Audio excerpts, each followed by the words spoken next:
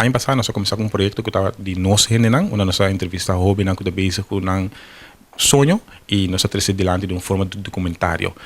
Ano passado estava deporte extremo e aí aqui nós concentramos em piloto. De como piloto, para o piloto de uma outra forma sempre ajuda nós. E inconscientemente não a tomar como hobby, pero não está ajudando tour de passageiro de uma para outra, destinação para destinação. E nós queremos enfocar para poder valorar, respeitar, apreciar mais e mais claro, inspirar outro hobby também para virar piloto. Para começar, estava um pouco difícil, mas sobre a situação de COVID-19, onde nós não estamos em piloto não fácil, tem de não por essa entrevista, outro não, pero lo que nos saca foi mais tanto tá com luta para virar piloto não está para fácil, não está fácil.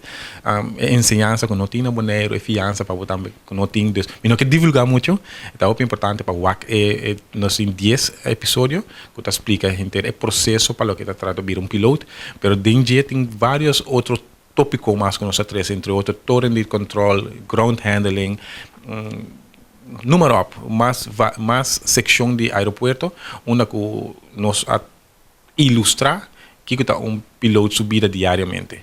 Para outros manjaluna, nós damos todo o canal local, informação de que dia está externa, que hora e na uma na Poaque, mas claro, nós que para todo o canal por passeio e de forma a que assinatura do povo de Bonaire possa sentar na casa e desfrutar de tremendo documentário que nós traz over de vida de piloto aqui na Bonaire. Nosso foco é parte de apreço, valorar, apreciar e sempre seguir motivar e mais claro nos que inspirar também.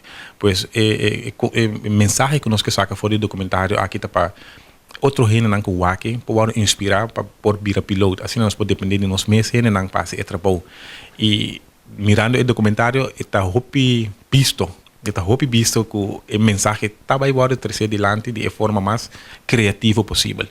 O piloto não está basta piloto que nós conversar com cada tem uma história e cada tem um mundo, com uma mira o mundo de aviação. E sabe que o sistema que nós trazer adiante é um sistema totalmente outro. Vários gente durante ponto de vista reaccionam de passageiro, pues lo que nós que trazer adiante de maneira pergunta contesta inspirar, motivar e mais claro encorajar nós mesmos para nós por ter pueblo que depender de nós mesmos.